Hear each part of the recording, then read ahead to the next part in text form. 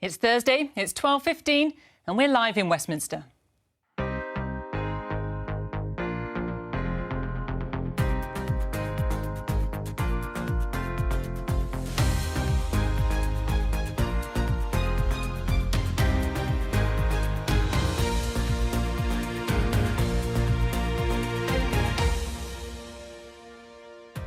Joining me, Conservative MP Deanna Davison, Liberal Democrat MP Layla Moran, broadcaster Richard Madeley and Politics Home political editor Kate Proctor. Today, the Prime Minister doesn't sound upbeat. Cases are going up, and in some places hospitalisations are going up. So what does that mean for ending restrictions on June the 21st?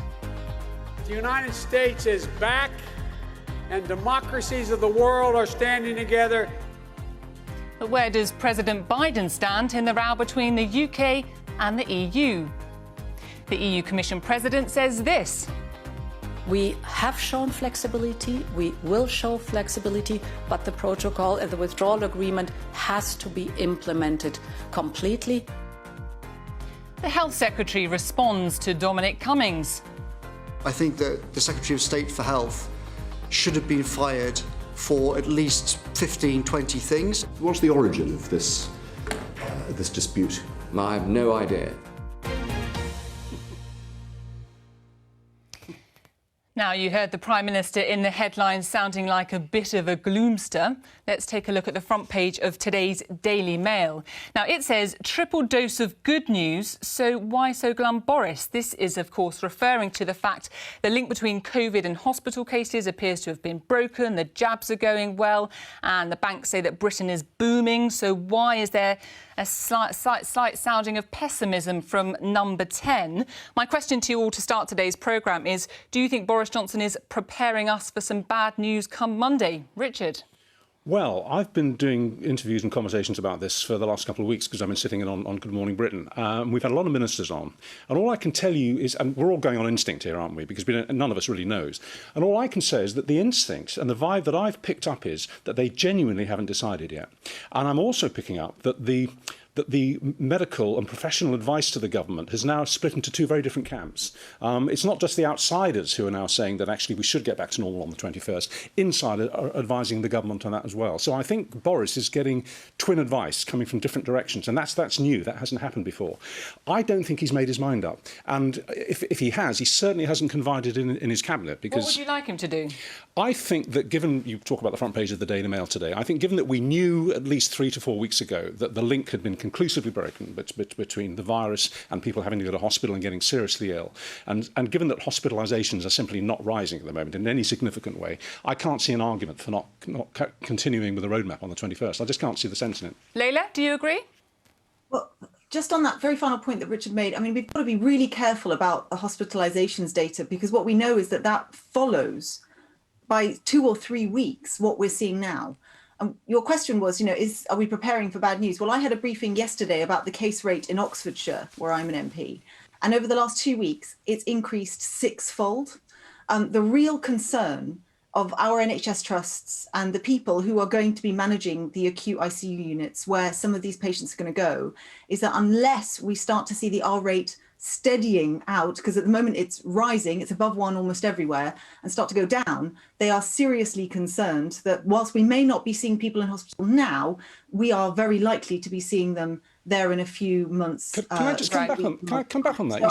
So I would urge the government to actually listen to people who are on the front line, to listen to what the modelling is saying. I understand that modelling was released this morning suggesting a third wave is on the way, with hospitalisations potentially rivaling the one we last saw. And the reason for that is because whilst, yes, vaccines work, they work more after 2 doses, and if you've had just 1, you are still very much susceptible to getting sick. Richard, and there's also just very quickly, I think if you're going to say that case rates have risen by a factor of 6, you have to add the qualification that they aren't necessarily serious case rates. We're not seeing the kind of access to hospitals that we saw many months ago. Yes, there are more cases, but they're not serious mostly, and they're mostly happening in the realms of young people who aren't seriously affected by the disease. I think we all appreciate now that this lags, right? So you start by the variants came in, and you know, where did this all start? Well, the government should have been much quicker to clamp down when they knew the Delta variant was there. Let's hear from the others.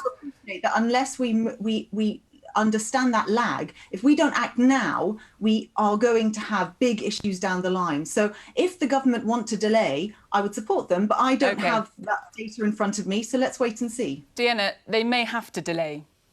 Well, I think it comes back to kind of Richard's point earlier, where I don't think there's been a decision made yet. And I think we've always been very clear that we're going to make a decision with about a week to go to give people a week to prepare for the next stage of the unlock.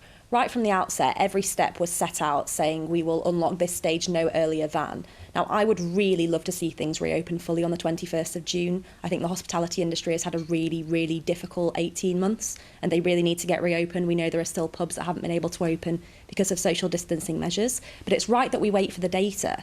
And I do think sometimes, forgive me, I don't think the media always help with the sort of constant speculation of yes, we will, no, we won't. Well, we haven't decided yet. Give us chance, give Boris chance to assess the data, and we will hear from him on Monday. OK, Kate, well, let's just carry on with that speculation for a minute or two. Are you getting the sense that there is a real pessimism in Number 10 now? Was that your assessment of Boris Johnson's words yesterday? I am, yes, and I think you can see the data. You know, it speaks for itself. So cases have risen, but hospitalisations actually really haven't at this stage, as Richard said.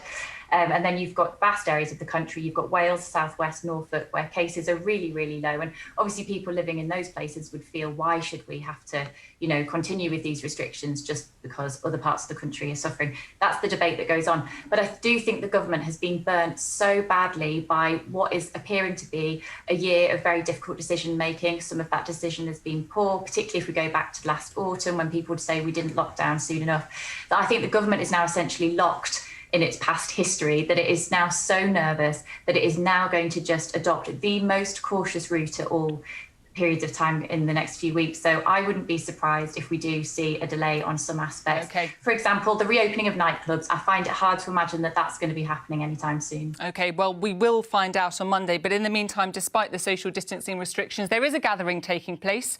Joe Biden is in the UK, in Cornwall, along with other world leaders. And later on today, he will meet with Boris Johnson. We can speak now to our diplomatic correspondent, James Landau, who is there for us in Cornwall. James, what are we expecting from that meeting in terms of tone and content? It's going to be a loving. There's going to be lots of warm words and essentially both sides very keen to show that the relationship is renewed, revived, reaffirmed. Choose whichever word you want, beginning the letter R. Essentially, there's an incentive for the Americans to say, look, you know, this is the start of a tour, you know, Britain, G7, EU, NATO. The message of which is, you know, that the Americans are back. After 4 years of Trump, they are back on the multilateral world stage. Today is the first part of that, and so that will be the symbolism for the Americans. And just to say, look, you know, yes, there might have been a few naughty words by the President about Boris Johnson in times past. All of that is gone. From the Prime Minister, he just wants to make clear that post-Brexit, the US-UK relationship is still crucial to London and it is still working well. So that's why both men will sign a new Atlantic Charter, a new version of the document that was agreed by Winston Churchill and Franklin Roosevelt back in 1941 that established the basis of much of the current international world order. So there'll be, you know, lots of warm words. The crucial point is, you know, where the substance will be. But for the day, it's all about mood music. James, as you say, there's going to be a love-in, but we also know that there's likely to be some points of tension. Stay with us. I just want to show people the front page of The Times today, which says Biden accuses Johnson of inflaming Irish tensions. Now, this is, of course, about the Northern Ireland Protocol. That is the part of the Brexit withdrawal agreement that was put in place to try to avoid a border on the island of Ireland, which instead means that Northern Ireland sticks to some of the EU's rules, and therefore there are some checks on goods travelling between GB and Northern Ireland. There's a lot of conversation about this, James. You are hearing some pushback, I think, to that Times piece from the Biden camp. Yeah, well, there's been a response. Whether it's a full denial, I will leave others to judge. I mean, essentially what a senior administration official says is that, look, the Times have got this wrong. They say, look, this discussion wasn't directed by the president. It wasn't, to use their words, a heightened conversation. And they say, but they add this, as with any ally, we have diplomatic conversations about areas where we have concern at many levels. And Jake, that's a reference to Jake Sullivan, the US National Security Advisor, addressed this issue of Northern Ireland during his BBC interview yesterday. And the message sent privately was exactly the same. In other words, Mr. Sullivan said, look, if you guys, the UK and the EU, do anything that imperils the Good Friday Agreement and peace in Northern Ireland, that will be very, very unwelcome in the eyes of the United States. So this is a message that's been delivered clearly privately and as well as publicly. Now, whether this private meeting was as described is a matter of dispute at the moment. I mean, without getting into sort of diplo-techno speak, there's a difference between a démarche, which is a sort of just a government saying this is our position, and what's called a note verbale, which is when a state writes something down in formal, hard, cold print and hands it across from ambassador to minister. That didn't happen, is my understanding. But equally, a very clear statement of the US position was made, and according to the Americans, it was very similar to that made by Mr. Sullivan yesterday. OK, James, thank you. No one else is as well versed in the diplomatic language as Mr. Landale. Now, Deanna, do you welcome President Biden's intervention in this discussion? Well, I think the front page from the Times, true or otherwise, was probably a little bit unhelpful, because I think all three parties, the EU, the UK government and the US, all really want the same outcome, and that is to make sure that the peace process in Ireland is absolutely not damaged by the Northern Ireland Protocol. We're all aiming for the same thing. I think that's incredibly positive. And we know that Lord Frost was out with the EU's Partnership Council having such discussions yesterday. We haven't got a resolution just yet, but I think if there's one person we can trust to get the job done, it is Lord Frost. Layla, I mean, the President is, we're told, putting pressure on the EU side to compromise on this as well. I mean, is that the right tack? Do you think the compromise needs to come from the EU? I think that compromises in any negotiation, there will be compromises on both sides. What's very clear is that what's happening right now is completely unsustainable for our exporters. It's causing huge amounts of political consternation in Northern Ireland, and we started to see what that might look like, unrest on the streets, and that's not, it's appalling that we've got to this point in the first place. I have to push back on Deanna. I don't have trust that Lord Frost is going to do this, because every time that Lord Frost has intervened, it has been to inflame the situation. He starts a blame game, which actually then the EU doesn't cover itself in glory and retaliates in similar words. And actually, I think Biden here is being quite sensible. Let's lower the heat in the conversation. Let's look at it pragmatically from the point of view of ordinary exporters on the ground, ordinary people on the ground, keep them at the front of our minds. But when we say as a nation that, you know, we are upset when we signed a contract in this Brexit agreement, and then the EU says, well, we're going to enforce it, and then we say, oh no, foul play. Well, that's just not very British to me. You know, Britishness means holding to your word, keeping your promises when you sign a contract, doing what it says in the contract. And so, yes, I think concessions do need to be made on both sides, but I really don't think it's helpful to suggest that the EU are doing something wrong by enforcing the very contract that we signed. Deanna. Well, you know, I can imagine, you know, Layla's got pretty strong views on this, probably doesn't necessarily agree with the entire agreement, doesn't agree with the idea of Brexit, which I understand. No, that's irrelevant. Whether I like it, well, I like the agreement or not, and of course I don't, but we have an agreement, and what is in there is what is available to both sides to use. And so whenever the government says, oh, but, you know, the EU shouldn't be enforcing the agreement, you can't do that in real life. You know, if you sign a tenancy agreement and then say you go, oh, no, I don't want to pay that rent. Let's let Deanna come back on that. Thank you, Layla, for allowing me to finish my sentence. No, I think the key point is now, and I do agree with you, that we have to look at this in the context of making sure we're delivering for the people on the ground, the people who are facing these challenges. And that's why, as I said, I'm really pleased to hear that the US, the EU and the UK all want to reach an agreement. There is a definite desire to do that, and I'm confident it'll be done. Richard, what's your take on this? Well, I agree with much of what Layla said, actually. I think that was a grown-up speaking there. As far as the Times story is concerned, and bringing it back to Biden and Boris, I thought the Times headline, and if that story is copper-bottomed, and it read pretty accurately and truly to me anyway, I think it's a good sign. I think it's a sign. I actually believe in the special relationship. I think it exists. I don't think it's a myth or a piece of optimistic imagination on the Brit side. I think we do have a special relationship with America. And friendships rely on frankness and being direct. And the fact that Biden, if he did say this, basically, and it has been communicated to Boris, is a healthy sign to me. It shows that America and the new American president feels confident enough in his relationship with the British Prime Minister and the British people generally to say these things. And that's what friends are for. They're to put each other up when they think they're going adrift. So I think it's a healthy sign.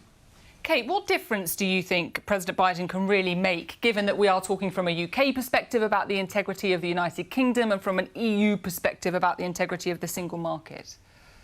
Look, I think his intervention is actually very powerful. I think he occupies an extremely important position in all of this. You know, he makes a lot about being Irish, and by the fact he says he's Irish, he's really saying, you know, by virtue of that, I am also with the EU. And so he's going to this G7 event, and he's going to be around leaders of European nations that he probably has a great deal in common with. And so he actually can align himself with them, you know, quite easily. And it can isolate Britain, you know, if we're not careful. And I think the intervention that he's made, you know, he wasn't saying, look, you know, UK, you need to basically go into the protocol and you need to absolutely stick to the EU rule or the protocol rule. He's actually saying, please come to a compromise and please come to a negotiation. The language kind of that was actually used isn't quite as dramatic as that Times front page would suggest. He's looking for a negotiation.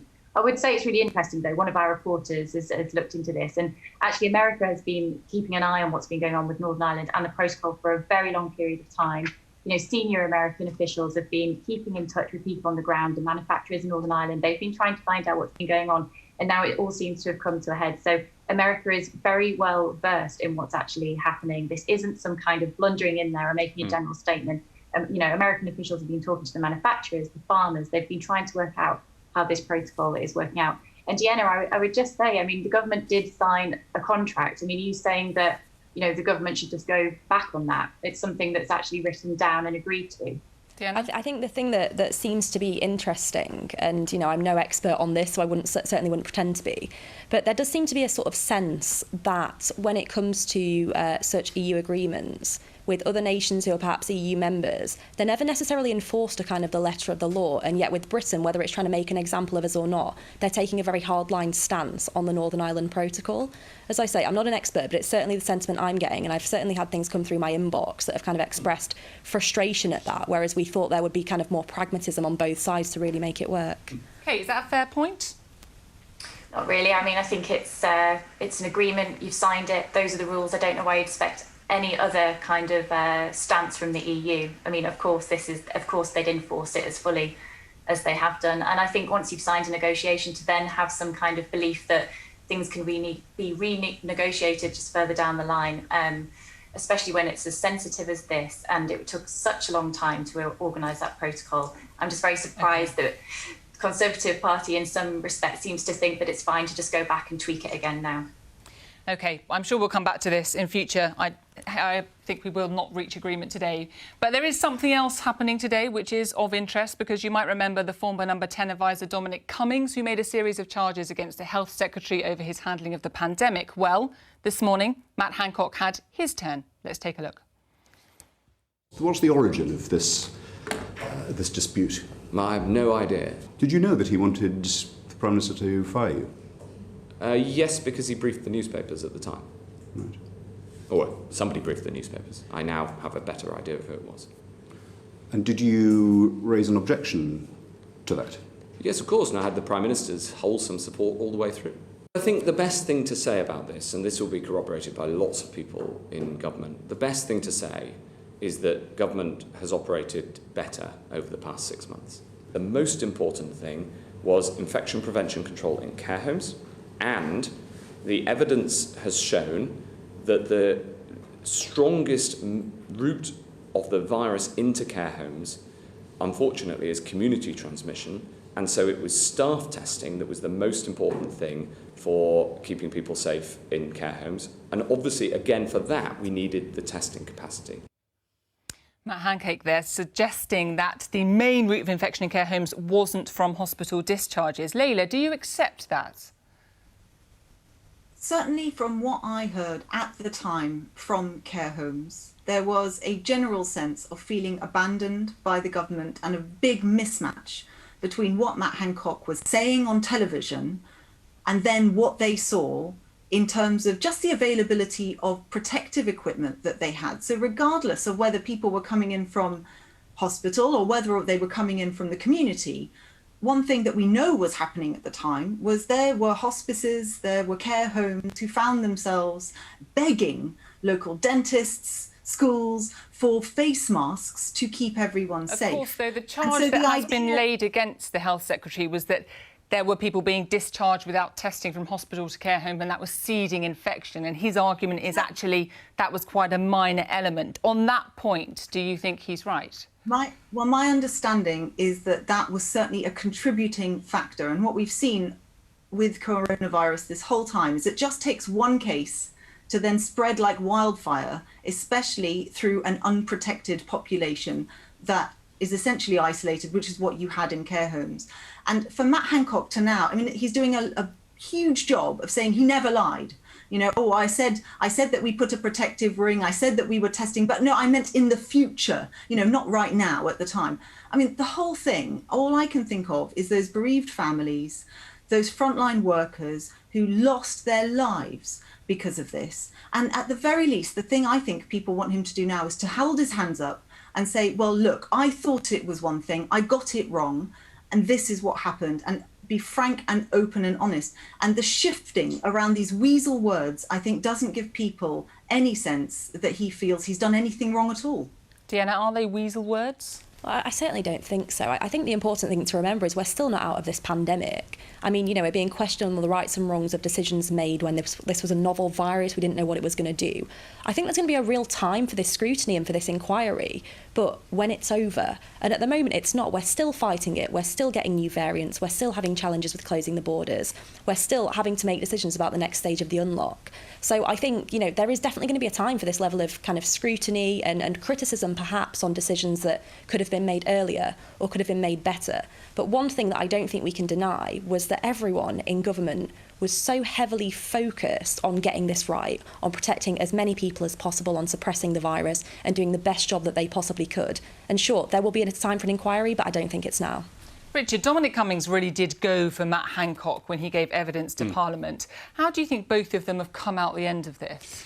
Well, you'd expect Hancock to defend himself. He's got a right to do that, and that's what he's been doing today. And that's a human reaction. That's fine. But I have to say, in terms of Dominic Cummings, when I sat down in front of my TV screen to watch him give his devastating evidence, within about 15 minutes, I was trying not to yawn. I didn't actually think it was that interesting because, to me, I got the strong whiff of yesterday's fish and chips. This is yesterday's news. This is what happened at the outset, at the beginning of the pandemic, when I would defy, and I have no political alignment at all. I'm completely apolitical. I can promise you that. But I would defy any government in any country to have managed to perfection those early months of the pandemic. It was an impossible task. So of course they made mistakes. I agree with you. I think it's actually important for them to stand up and admit those, with Leila, and admit those mistakes where they're made. But I do think this is all a bit, as I love the Portuguese ambassador's expression on this the other day, a bit of a storm in a glass of water. And I think the caravan's moving on, and we're all looking to the future, really, and not back, the public, I mean, and not back to the mistakes of the past. Yes, there has to be an inquiry, but, you know, it's not that important. Just before the caravan moves on entirely, Kate, the committee that Dominic Cummings gave evidence to did ask him to provide evidence of his own about his allegations to do with the Health Secretary, but as far as we're aware, there hasn't been a response yet from Mr Cummings. No, he hasn't met their deadline to hand in the information that proves some of the claims he's made, which means that the committee actually said today at the start that they have to treat them as basically unfounded. So I don't really understand the logic. You come out with such explosive claims against the Health Secretary.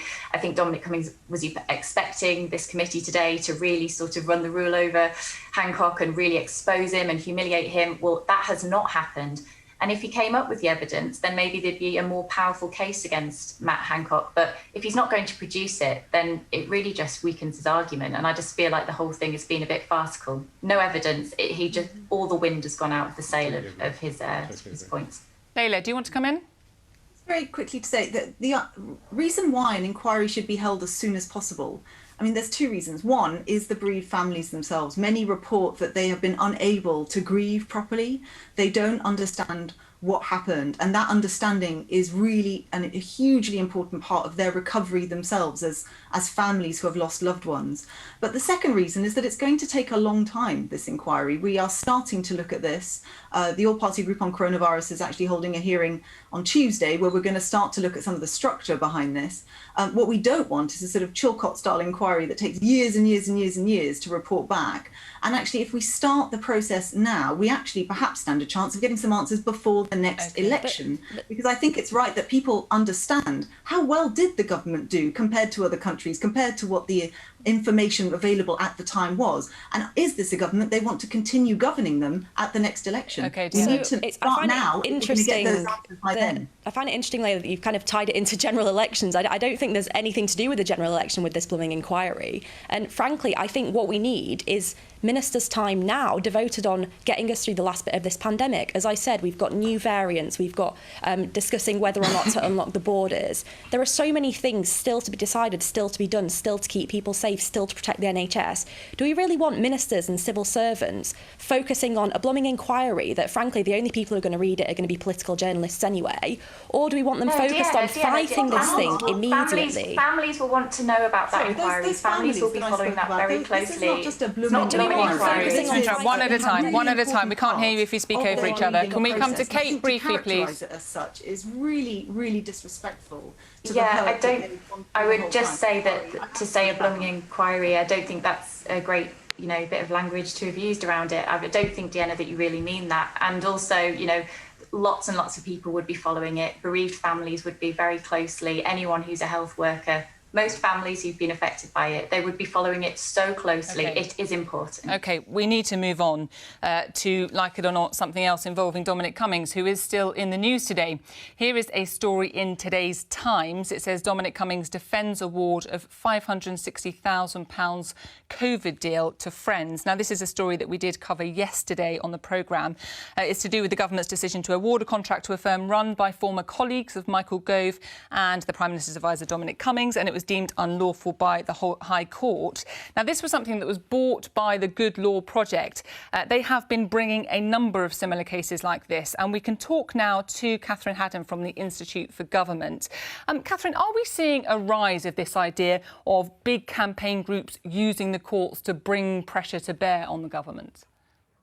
I'm not sure whether we're seeing a sort of massive increase in the number of cases overall, but we are definitely seeing more high-profile cases of this nature and a big focus on sort of crowdsourcing to get them going. And you're also seeing a lot of cases that are particularly controversial as far as the governments are concerned, and that's making it more of a sort of combative narrative to how these cases are being brought and whether or not the government wants people to have the power to bring these kinds of cases. Are there echoes of what's happening in the US, where this is actually quite a commonly used tactic? Well, that's what's very interesting about this, because there's a lot of concern amongst the government that judicial review, the ability of people to bring cases testing whether the government's acted lawfully, are on the rise and that they're very burdensome. But actually, if you look at the states, it's considered sort of part and parcel of being in government. You have great power, therefore there should be great accountability and transparency about what you do. So, considering the legal aspects of the policies that you're doing is considered part and parcel of being in government. Here, that mentality is a little bit different, and that's part of the reason why these sort of controversial cases really get up, concern many in government and, sit badly with them. I just want to take a look, stay with us, Catherine, at a tweet from Dominic Cummings, the man himself, in response to that case yesterday. He tweeted yesterday saying, "The court is telling SW1, even in a crisis like a once-in-a-century pandemic, your real focus should always be the paper trail.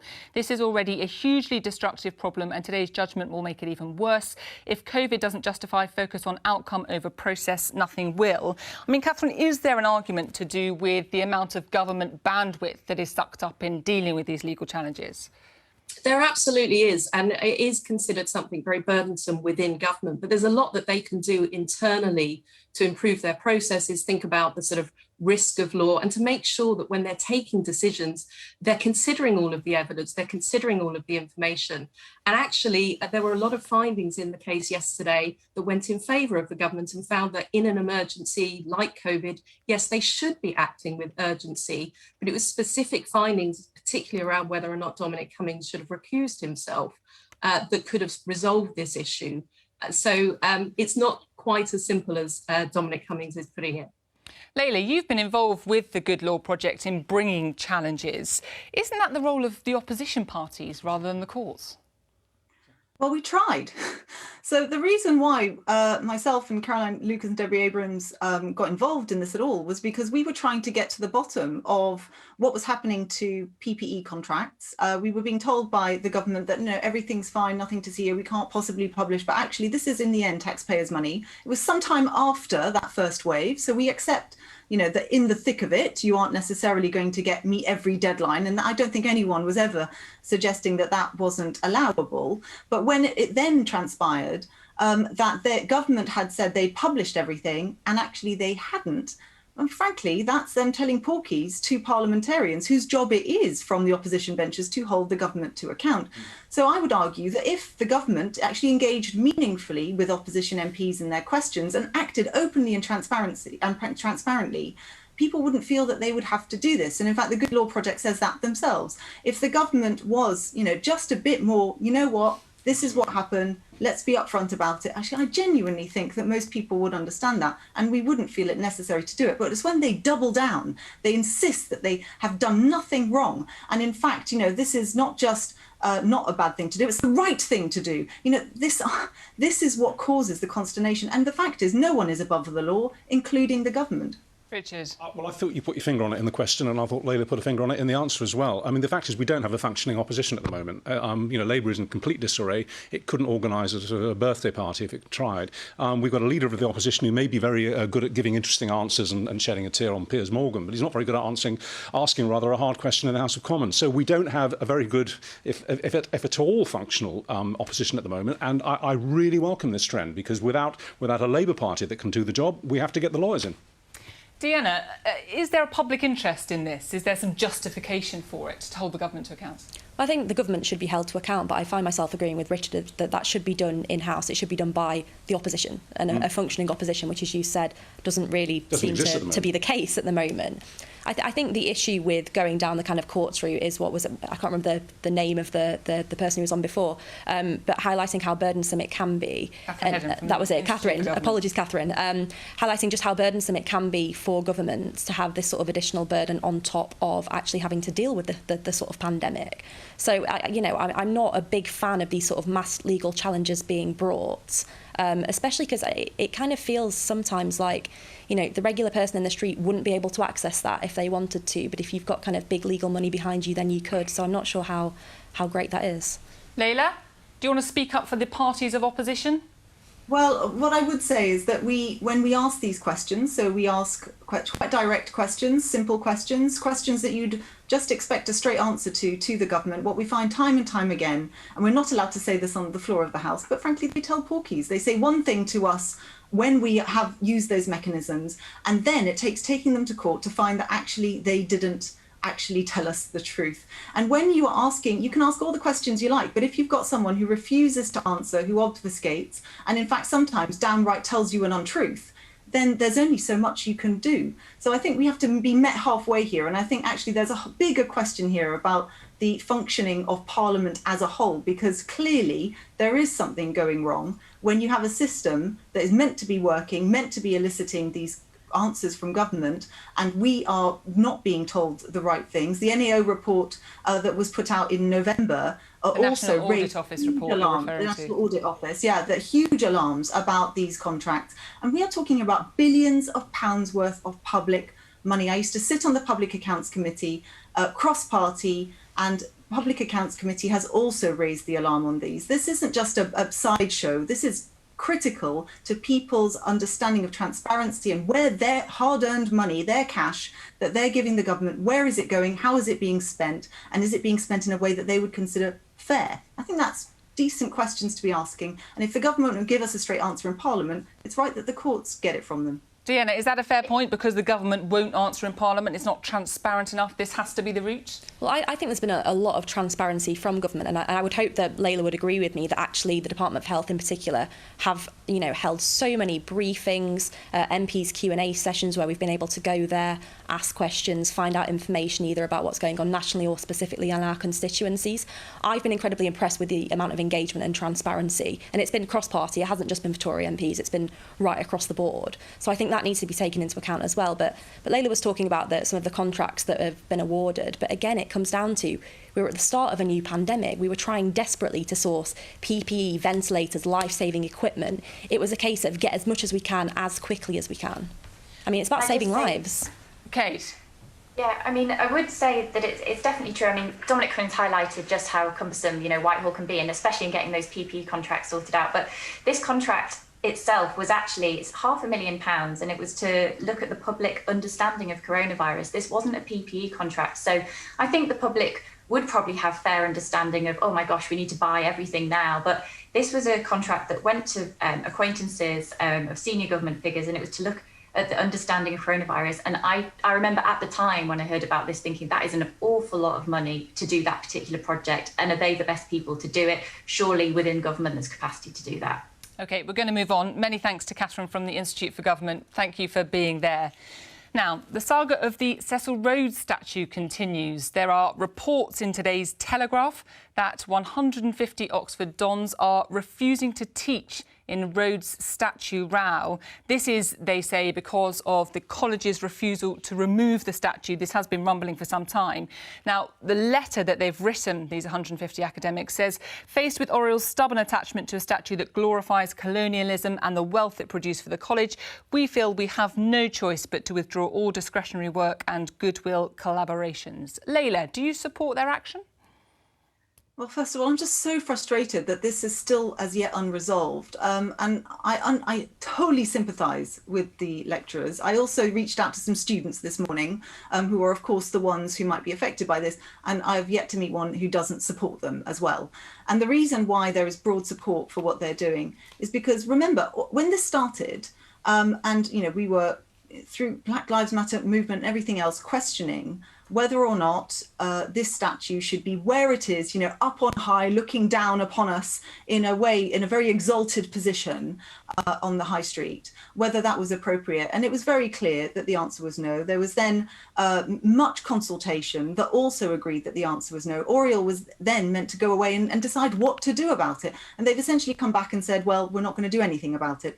And what people have suggested is simple. It's even something as simple as someone suggested putting a sign around his neck saying, sorry, or something like that, just to show that we have understood and heard this enormous movement that's happened, not just in this country, but across the world, and that this was a man who shouldn't be exalted in this way. So I really hope that Oriel will take what the lecturers are saying, take what their students are saying, go off and come back with a solution that actually at least starts to make reference to the issue that we're discussing here. And I'm deeply, deeply saddened that we haven't got further along with this, because it's been years now that we've been talking about this. This wasn't just over the last year. This has been years and years that this has been going on. OK. Deanna, do you agree with the action the academics have taken? I mean, I fully defend their freedom to do so. Whether I agree with their action is a different matter. I mean, I don't think I do, just in the sense that, it does kind of feel as though they're sort of trying to hold the college hostage a little bit. Again, I defend their right to do it, but I think what we need to remember in all these sorts of kind of rows, and they're happening all over the country, we've seen, examples in Bristol and elsewhere, history was a very different place, wasn't it?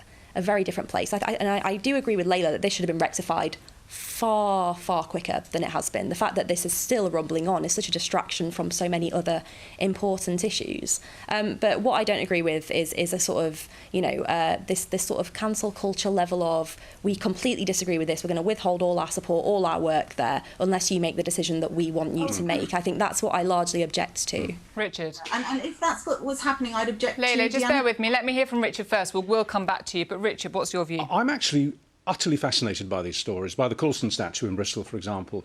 I was at the Nero exhibition in the British Museum a couple of days ago. It's a fantastic exhibition. And very many of the statues, the ancient Roman statues and busts that are on display there, have been recovered over the centuries from water, because the ancients used to throw these things into streams and lakes and rivers and so on, because it was an act of appropriating the gods. And I do think that there's actually quite a powerful historical parallel with this. It was fascinating that Coulson's statue, for example, was dumped in water. And I think that what's happening here is the students and the dons are, in some way, shape or form, trying to appropriate the gods of justice. And they're doing that by offering up the statue to those gods of justice. There's a separate point about, as you said, judging the past. I mean, we all stand on the shoulders of the past. We are where we are because of what happened. And Rhodes wasn't a thoroughgoing evil man. He did bad things, and he did things that, by today's standards, were unacceptable.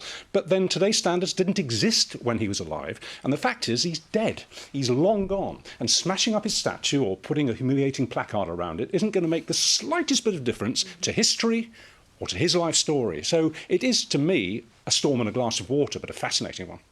Kate? Sorry, it's just it's such a strange place that we're talking about this. I think at the heart of this, we're talking about students really who are suffering because they're now not having the teaching that they deserve. But I would say that, well, sorry? The lectures are continuing. So I think this is the point I was trying to raise. Like, we've got to be really careful about what we're talking about here, because the lecturers aren't refusing to work wholesale. They're still lecturing if students are there. They're still marking exams. They're still fulfilling their contract. What we're talking about here is sort of the extra stuff that might happen around a college. They've decided not to do that. So the students themselves, that's why they're... Let me just clarify. So what they're refusing to do is refusing requests from Oriel to give tutorials to Oriel undergraduates, refusing to assist Oriel in its outreach and access work. So this is... I mean, look, that's still a poorer outcome for students ultimately, but this really is on the college, I think, to bend to what the lecturers are actually, what they're calling for. I mean, if they don't think that it's appropriate to have that figure there, then they should have listened. And it wasn't just please remove the statue. There was a range of options, turning it around or putting a plaque there or some kind of educational device so that people could learn more and understand the full story about Rhodes. And the college has come back and said that they're not going to do that. So it sounds as though a range of options were presented, but they've said it's not happening. And I just think we should point out really that the provost of this college is actually an independent advisor to the government on some things for the Department of Culture. Okay, there are some links there. Let's just bring some clarity. So 2 points. So the first thing is, let's tell you what Oriel College says, because they say that they did want to remove the statue, but actually it's because of the cost and the process they'd have to undertake, which would make it not possible for them to do that. And the second one is, let's just clarify what these dons are saying. So what they're saying is they wouldn't do work which is discretionary. So they're doing the extra bits around the edges. That is what they're saying that they wouldn't do, but it would have a very limited impact on the students, is their argument. Deanna, I mean, look, what are the other options open to them if they don't take this course of action, if they feel very strongly about it? But to the lecturers, as I said, I defend their right to do this. I do think that there should be better engagement between them, the students, and Oriel College, because it seems as though there's a bit of an impasse that's been reached, which isn't ideal. But you'd think that simply putting a plaque up or something would be a reasonable halfway house that would see everyone vaguely getting what they want without the college having to incur the huge costs that you've just mentioned. Richard, Layla suggested a sign saying sorry. Well, that's what I'm talking about. That wasn't my suggestion. No, it wasn't. No, you were quoting it. It has been suggested. You're right, Layla. And turning around like a naughty child to face the wall and all of that. And this is all an attempt to punish, as I said, and humiliate a figure from the past. But sorry, guys, it's just a piece of stone. It's not going to make any difference to anything. But I agree with you. They have every right to make these protests. I just wonder if there are more important things for them to be arguing about in Oxford. Layla, a thought from you, finally. Well, I support what they are doing. I actually think they're being very reasonable, making sure that students are front of their mind while they're doing it. I urge Oriel to come up with some kind of compromise position. If they can't afford to go the whole hog now, then a plaque would probably do in the interim, and then but I agree broadly, there are much more important things for us all to be getting on with right now, and this is an unwelcome distraction that frankly could have been avoided. Kate, do you think this is the end of it, briefly? No, it's not the end of it, but I would agree with Deanna that a plaque is surely a good solution. Layla said the same thing. I'm just, you know, I do still maintain that when these things sort of damage, you know, students' education, that's not a great thing. OK, no doubt we will return to this, but that's all we have time for now. So a big thank you to all my guests. And Joe will be back on Monday for more Politics Live. So in the meantime, have a good weekend.